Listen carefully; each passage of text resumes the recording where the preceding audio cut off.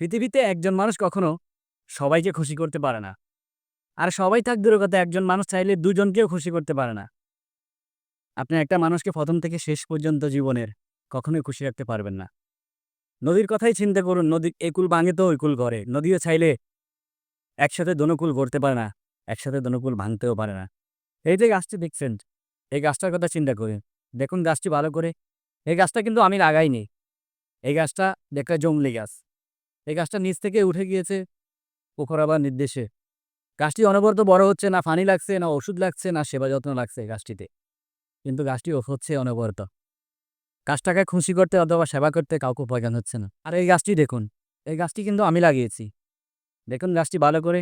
এটিতে আমি পানি, সার, ওষুধ সবকিছুই দিচ্ছি।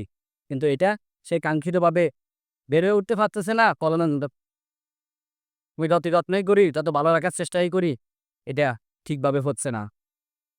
কাউকে খুশি রাখা কিংবা কাউকে ভালো রাখার দায়িত্ব আমার বা আপনার নন। এটা একমাত্র উপরওয়ালার, সৃষ্টিকর্তার। তিনি কাকে ভালো রাখবেন, কাকে খুশি রাখবেন, কাকে কষ্টে রাখবেন, একমাত্র তারই মর্জি।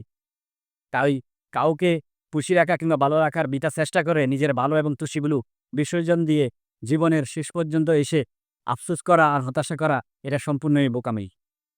নিজে ভালো থেকে, সৎ থেকে, নিজে সঠিকভাবে নিজের জীবনযাপন করুন, নিজের প্রতি যত্ন নিন।